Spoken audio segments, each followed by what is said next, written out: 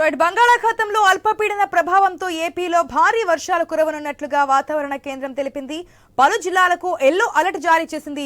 ఇటీవలే భారీ వర్షాల కారణంగా రాష్ట్రం వరదల్లో చిక్కుకోగా మరోసారి వర్షాలు అంటేనే ప్రజలు హడలిపోతున్నారు.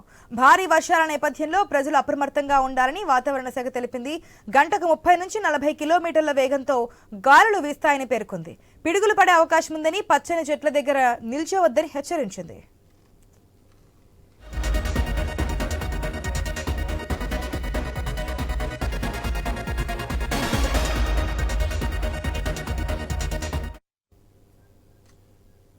బంగాళాఖాతంలో అల్పపీడన ప్రభావంతో ఏపీలో భారీ వర్షాలు కురవనున్నట్లుగా వాతావరణ కేంద్రం తెలిపింది. పలు జిల్లాలకు ఎల్లో అలర్ట్ జారీ చేసింది.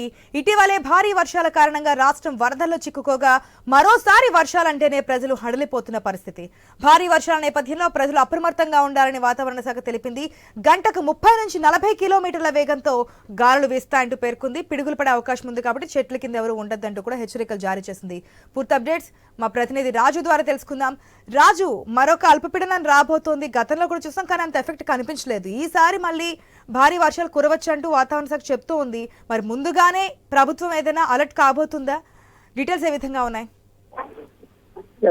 ఏదైతే గత నెల రోజులుగా కూడా వరుసగా బంగాళాఖాతంలో ఉన్నటువంటి పరిస్థితులు, వాతావరణ పరిస్థితులు అయితే ప్రజల్ని గందరగోళం గురిచేస్తున్నాయి, భయాందోళన గురిచేస్తున్నాయి. చూస్తే గత నెలంతా కూడా వరదలతో అయితే ప్రజలందరూ కూడా జనజీవన స్రవంతంతా కూడా అసలాకుతలమైంది. ఇప్పుడు తాజాగా మరొక అల్పపీడనం అయితే బంగాళాఖాతంలో ఏర్పడబోతున్నట్టుగా వాతావరణ శాఖ అయితే హెచ్చరికలు జారీ చేసింది. ఈ నేపథ్యంలో ప్రజలందరూ కూడా అప్రమత్తంగా ఉండాలని చెప్పి కూడా ప్రకటించింది. మరోవైపు ప్రభుత్వాన్ని కూడా అప్రమత్తం చేసి ఇప్పటికే మరో 24 గంటల్లో భారీ నుంచి అతి భారీ వర్షాలు కురిసే అవకాశాలు ఉన్నట్టు కూడా సూచనలు చేస్తూ అధికార యంత్రాంగాన్ని కూడా అప్రమత్తం చేసింది. వరుసగా వస్తున్నటువంటి అల్పపీడనాలు ఏవైతే ఉన్నాయో వీటి ద్వారా భారీ నుంచి అతి భారీ వర్షాలు కురుస్తున్నాయి, ఎదురుగాలు కురుస్తున్నాయి. దీంతో ప్రజల జీవన విధానం అయితే కూడా మారిపోతున్న పరిస్థితి కనిపిస్తుంది. ముఖ్యంగా చుట్టుపక్కల ప్రాంతాల ప్రజలు, గిరిజన ప్రజలు, అదేవిధంగా మత్స్యకారు జీవితాలు ఎవరైతే మత్స్యకారులు ఉన్నారో మత్స్యకారుల జీవన విధానం కూడా పూర్తిగా అసలాకుతలం అవుతుందని చెప్పుకోవచ్చు.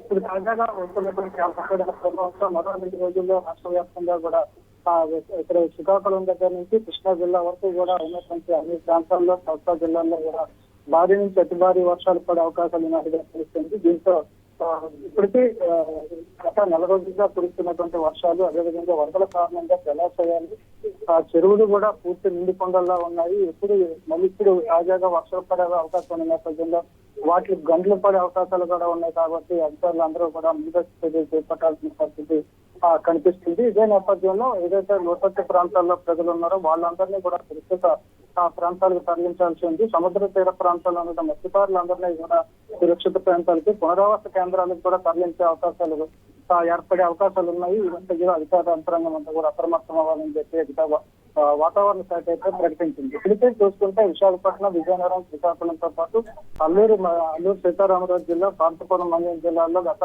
నిన్నటి నుంచి కూడా వర్షాలు అయితే కురుస్తున్నాయి. ఏజెన్సీ ఇప్పటికి రోడ్లు కూడా పాడయ్యాయి, వరదలు కూడా పాడయ్యాయి, జలపాతాలకు కూడా వరద నీరు పోటెత్తుంది. తాజాగా చూసుకుంటే తూర్పుగోదావరి జిల్లాలో 5 పికోలు కూడా నిన్న జలపాతంలో కొట్టుకుపోవడం జరిగింది. తెలుస్తుంది. ఈ నేపథ్యంలో ప్రజలు కానీ, పర్యాటక ప్రదేశాలకు వెళ్ళేటువంటి యువత కానీ అప్రమత్తంగా ఉండాలని చెప్పి అధికారులు సూచిస్తున్నారు. మరికొన్ని ప్రాంతాల్లో ఇప్పటికే జలపాతాలు, పర్యాటక కేంద్రాలు కూడా మూసివేయడం జరిగింది. ఇప్పుడు రాబోతున్నటువంటి అల్పపీడన ప్రభావం కూడా చాలా తీవ్రంగా ఉంటుందని చెప్పి వాతావరణ శాఖ తెలియజేస్తుంది. దీనికి ప్రజలు కూడా ముందస్తుగా చర్యలు తీసుకుని ప్రాణ ఆశయ నష్టాలు లేకుండా చూసుకోవాల్సిన పరిస్థితి ఉందని చెప్పి తెలుస్తుంది. రైట్ రాజు, థాంక్స్.